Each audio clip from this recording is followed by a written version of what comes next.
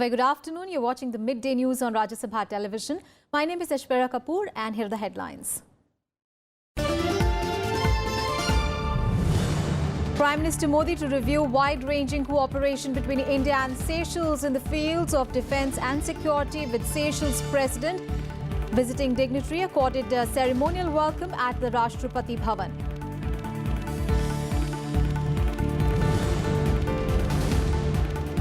Cooperatives can play a crucial role in achieving government's target of doubling farmers' income by 2022, says Vice President Venkaiah Naidu.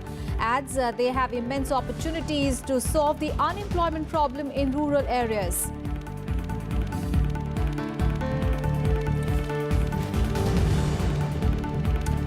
For the 43rd anniversary of emergency today, Vice President Naidu terms it too devastating an experience to be forgotten. BJP marks it as a black day. Union Minister Arun says Indira Gandhi went ahead to transform India into a dynastic democracy.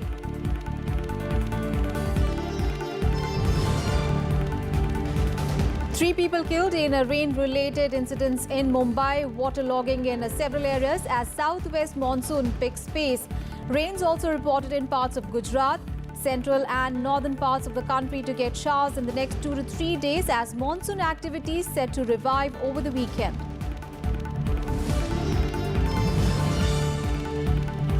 And 4 matches slated for the day today at the FIFA World Cup. Russia to play Uruguay and Saudi Arabia to clash with Egypt in Group A.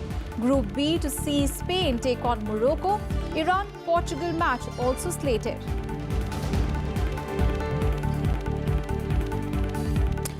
Our top story this afternoon, Seychelles President Danny Faure, who is on his first bilateral visit to our country, is holding talks with Prime Minister Narendra Modi in New Delhi. This will be followed by signing of MOUs. Now, the two leaders will review the entire wide-ranging cooperation between the two nations, including in the fields of defence and security. Faure arrived in Delhi yesterday after visiting Ahmedabad and Goa. He was received at the airport by the Minister of State for External Affairs, M.J. Akbar. Now, this morning, the Seychelles President also visited Rajghat and paid homage to Mahatma Gandhi. Thereafter, Faure was also accorded a ceremonial reception at the Rashtrapati Bhavan by President Ramnath Kovind and Prime Minister Narendra Modi. MEA spokesperson Ravish Kumar tweeted, mutually beneficial relationship based on shared values and commitments to the ideals of democracy and development.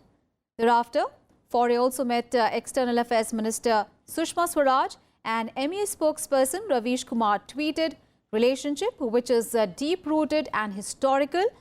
Good discussion on expanding bilateral cooperation in all areas, especially capacity building, human resource development and people-to-people contacts. Now, Faure's visit comes just days after he announced that a joint project with New Delhi to develop a naval base at the Assumption Island in his country would not move forward. There have been growing political opposition in Seychelles to the agreement that it had signed with India in 2015 to develop a naval facility at the island, which would have given New Delhi a strategic advantage in the Indian Ocean region. On to some other news now, Prime Minister Narendra Modi has said that goods and services tax is a great example of cooperative federalism. Addressing the country in his monthly radio address Man Ki Baat, the Prime Minister said that as the tax reform nears completion of 1 year, its success can be attributed to the enthusiasm of the honest people of the country who adopted it. The Prime Minister also referred to the recently concluded Yoga Day celebrations globally. He said it presented the rarest of sights and that the world appeared as one entity. Now, speaking on the 100 years of the Jallianwala Bagh incident that will be marked next year, the Prime Minister said that the message from it is that violence and cruelty can never solve any problem. He also remembered the contribution of Dr. Shyama Prasad Mukherjee, the first Industries Minister of India, for laying the foundation and a strong foundation really for the country's industrial development. The Prime Minister also lauded the contribution of great saints towards transforming Indian society. GST को 1 साल पूरा होने वाला है।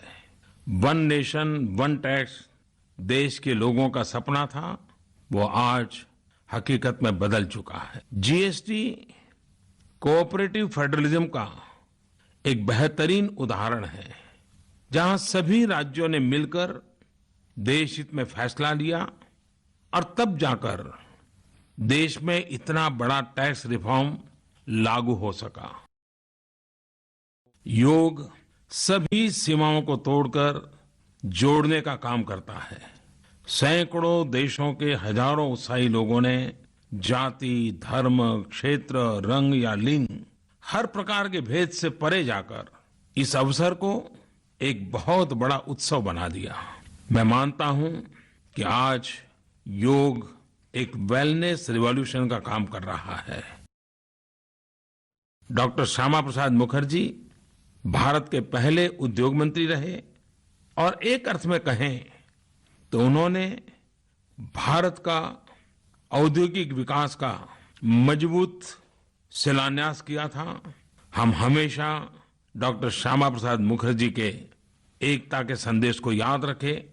2019 में जलियांवाला बाग की उस भयावह घटना के भी 100 साल पूरे हो रहे हैं, जिसने पूरी मानवता को शर्मसार कर दिया था। लेकिन इस घटना ने जो अमर संदेश दिया, उसे हम हमेशा याद रखें कि हिंसा और क्रूरता से कभी किसी समस्या का समाधान नहीं किया जा सकता। जीत हमेशा शांति और अहिंसा की होती है। And after Gurugram and Faridabad, a third section of the metro connecting Delhi to the neighbouring state of Haryana was inaugurated on Sunday. Prime Minister Modi launched the 11.2-kilometre long, fully elevated Munka Bahadurgarh corridor through video conferencing. Now, speaking on the occasion, the Prime Minister said that his government's priority is to build convenient, comfortable and affordable urban transport systems in the country. He said that infrastructure development opens up new opportunities for business and jobs. He also termed the metro systems as an example of cooperative federalism. He also added that the entire country as well as the centre wants to boost Make in India by designing metro coaches in India. He also informed that now India is also helping other nations to design coaches for their metro system.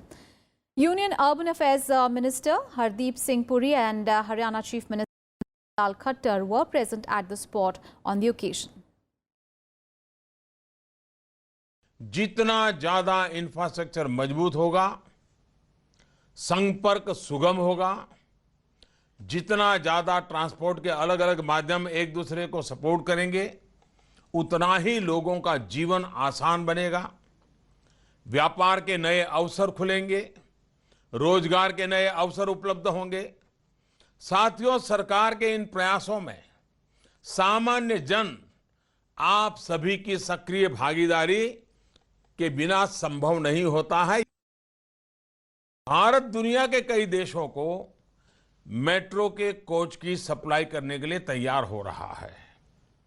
न सिर्फ अंतर्राष्ट्रीय संबंध बल्कि cooperative federalism कैसे काम करता है, उसका भी मेट्रो एक जीता जागता सबूत है। आज देश के जिन जिन राज्यों में भी मेट्रो बन रही हैं, वहां केंद्र और राज्य सरकारों की सक्रिय भागीदारी से बन रही है। On to some other news now. Vice President M. Venkaiah Naidu delivered the 19th Kunta Bhai Mehta Memorial Lecture in the national capital today. He lauded Kunta Bhai Mehta's pioneering contribution to the growth of the cooperative movement in the country.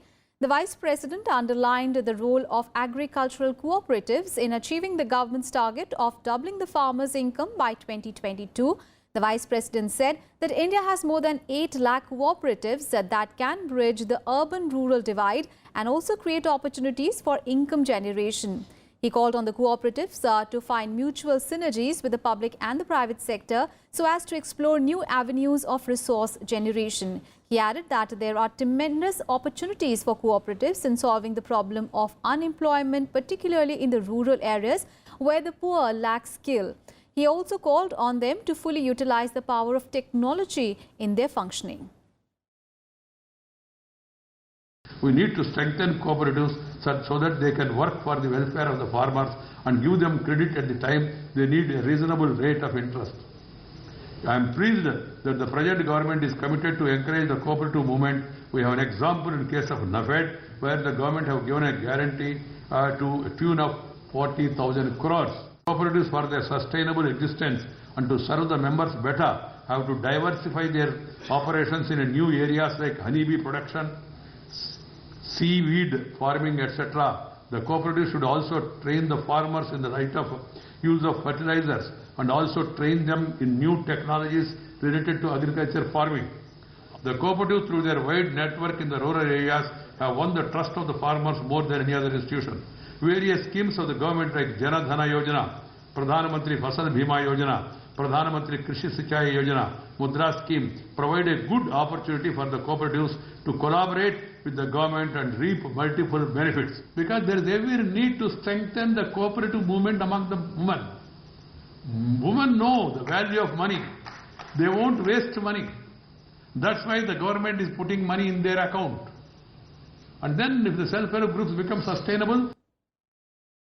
And the BJP is observing a Black Day today to mark the 43rd anniversary of the 1975 emergency. 25th of June marks the day when former Prime Minister Indira Gandhi declared a state of emergency in the country.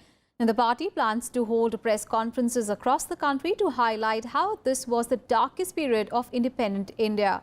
Then Prime Minister Indira Gandhi had imposed emergency in the country on 25th of June 1975 after the Allahabad High Court and subsequently the Supreme Court had found her election to the Lok Sabha as null and void.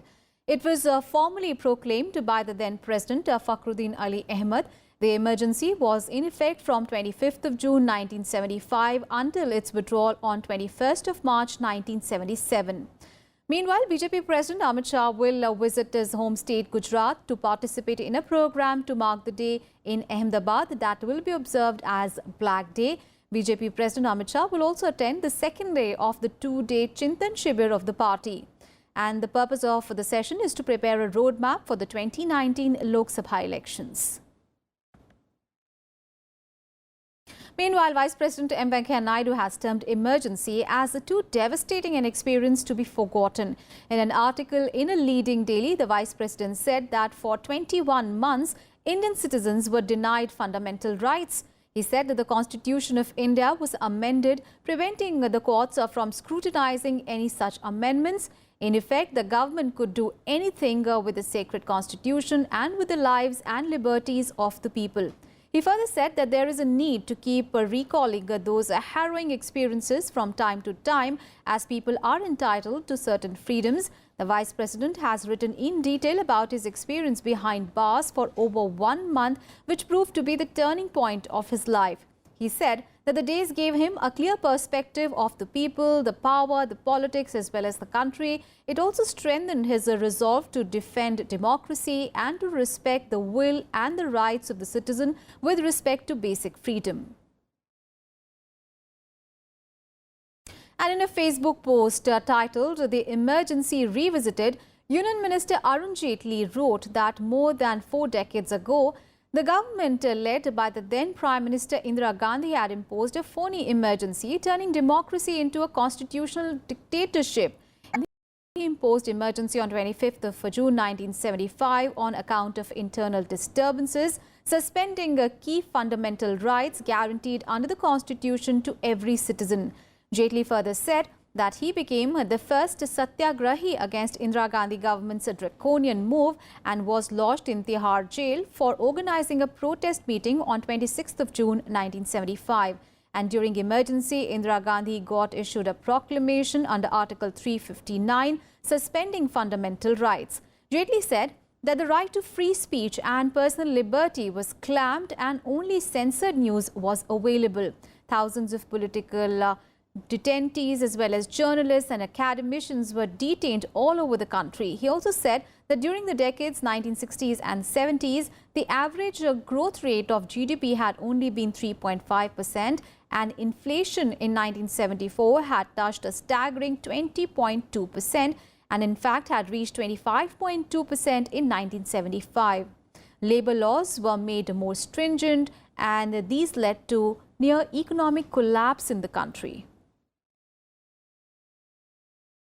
Today marks the 43rd anniversary of emergency that dented democracy for about 2 years during 1975 to 1977. Now, this questionable episode in post-independent India raised several issues about individual freedoms and their importance, besides shaking the conscience of the nation. Surya Prakash, chairman of Prasar Bharati, chronicled the events of that period in a book, and the Hindi, Kannada, Telugu and Gujarati editions of this book, that is Emergency, Indian Democracy's Darkest Hour, will be released today. Let's first try and put into perspective and understand what made you write this book in the first place. A vibrant democracy became a dictatorship for 1921 months, and that's the most terrible thing that can happen to any democracy. I was with the Indian Express in the 1970s in Bangalore, and we had that effect of the emergency in terms of censorship, pre-censorship. My own personal experiences, which were quite terrible in the sense that we had an Inspector General Police was appointed as the chief censor in Karnataka, and he thereby virtually became my chief editor. Can you imagine a man in uniform correcting the copies that we write? And so we would go during the day and, on our reporting assignments, come back, editorials, our reports, everything would go to the Inspector General Police office. Was that the case everywhere, sir? No, in every state they had a chief censor. They had different kinds of people. This was the biggest, this was a way of humiliating the free press, of humiliating Indian Express. So we were subjected to pre-censorship, and the Inspector General of Police became the chief censor. He had a battery of police inspectors and some information department guys. Can you imagine police inspectors sitting and deciding what will go into print? And you can watch that full interview on Rajya Sabha TV at 4:30 p.m. today. Don't forget to tune in then. On to some other news now. The monsoon session of Parliament will commence from 18th of July and it will end on 10th of August. The Cabinet Committee of Parliamentary Affairs recommended today. The CCPA, chaired by Home Minister Rajnath Singh, met today to recommend the dates. The President will now formally convene the session. The session will have nearly 18 sittings.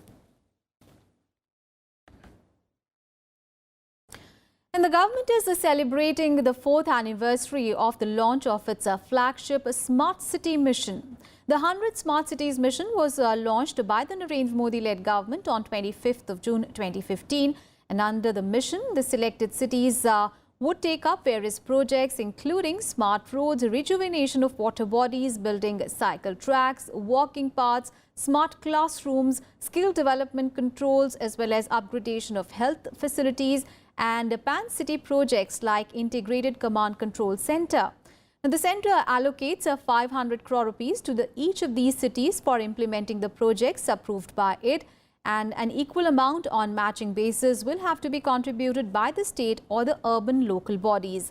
Between January 2016 and January 2018, the government selected 99 cities through a competitive process based on their plans and ranked them. Shillong was added as the 100th city recently. And with the selection of Shillong, the total proposed investment in the finally selected 100 cities under the Smart Cities mission would be more than 2 lakh crore rupees.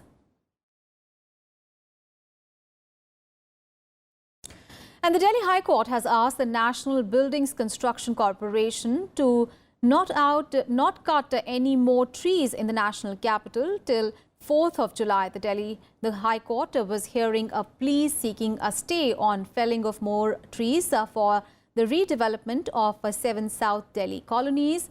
The NBCC has assured the court that it will not fell any more trees till the next hearing in the case, where reports said that more than 16,000 trees were to be felled for the redevelopment work in the national capital.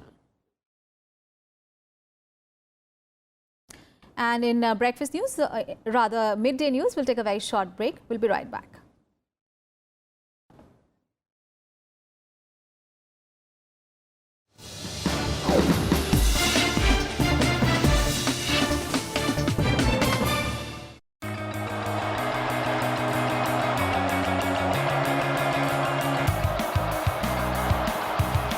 biggest sporting event on earth is here. Top teams will compete to be crowned world champions. Complete analysis of all the matches. Don't miss Rajya Sabha TV's coverage of the FIFA World Cup every day at 7 p.m.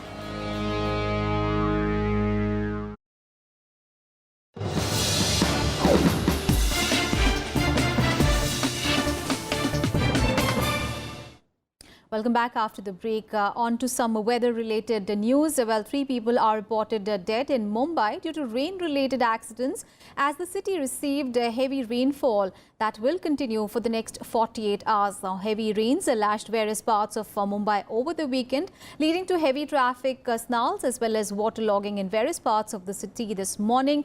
Incidents of damaged vehicles and wall collapse have also been reported from various parts of the region. The IMD has forecast intermittent showers in the city and suburbs today as well. And as per the Met Department officials, the rain intensity has gone up since yesterday afternoon and is expected to continue further. Meanwhile, monsoon has also resumed its progress and has advanced into Gujarat. Heavy showers have affected rail movement between Bilad and Sanjan, as well as the parts of Gujarat are expected to receive more rains in the next 24 hours. And the central and the northern parts of the country are also set to receive pre-monsoon showers this week as per the Indian Met Department. The Met Department has forecast monsoon activity to steadily advance in the next 2 days across central India, bringing some relief from the rising temperatures in the region. Conditions are also favourable for pre-monsoon thunderstorms over parts of northwest India in the next 24 hours. And the monsoon is expected to arrive in the national capital on 29th of June. Meanwhile, heavy to very heavy rain is very likely in parts of northeast of the country as well as in Odisha, West Bengal, Maharashtra and Gujarat in the next 48 hours. The IMD has also warned of a thunderstorm accompanied with squall and hail very likely in parts of Uttarakhand as well. Let's get you all the news now from the Football World Cup in Russia.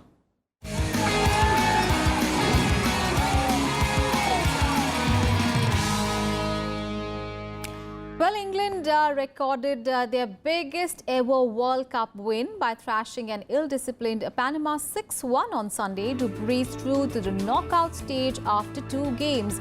A hat-trick from captain Harry Kane, 2 from John Stones and a beauty from Lingard completed the cruising victory. And with this, Kane also became the leading scorer in the tournament with 5 goals, and for Lingard, it was his first ever in an England shirt. The result also confirmed Belgium's qualification for the knockout stage, and it also means that Panama exit the tournament alongside Tunisia.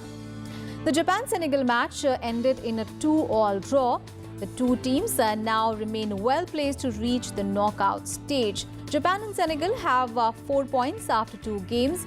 Despite another point, Senegal will be disappointed that they could not follow up their 2-1 win over Poland last week by becoming the first African side to win 2 group games since Ghana in 2006. And in the third match on Sunday, Colombia beat Poland 3-0, ending Poland's hopes of reaching the last 16. Badmel Falconos scored his first World Cup goal. And then Yerry Mina nodded in James Rodriguez's cross shortly before halftime to put the South Americans ahead.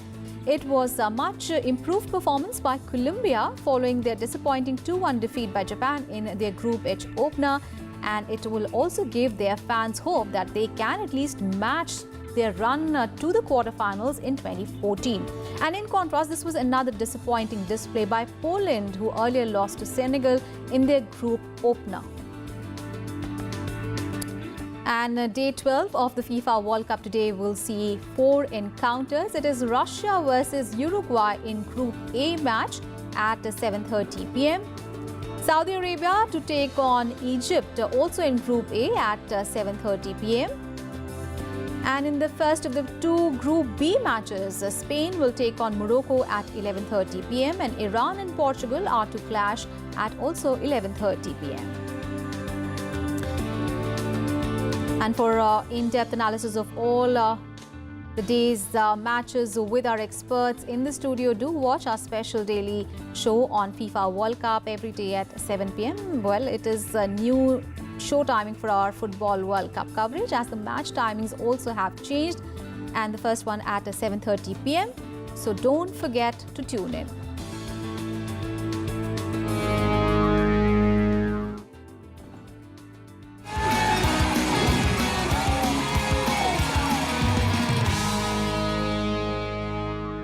In some more sporting action, India's turned Olympic champions Argentina 2-1 registered their second consecutive victory in the Champions Trophy hockey tournament in Netherlands on Sunday.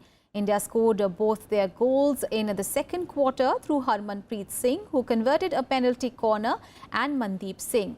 Wall number 2, Argentina's lone goal came from the sticks of Gonzalo Pelata, who scored from a set piece in the 30th minute. India are now unbeaten in the tournament, having mauled arch rivals Pakistan 4-0 in their opening game of the tournament. And India will now take on world champions Australia in their next round-robin match on 27th of June. And after 2 straight victories, India will be looking to continue their good run at the Kabaddi Masters that is going on in Dubai, when take on Pakistan in their third Group A match today.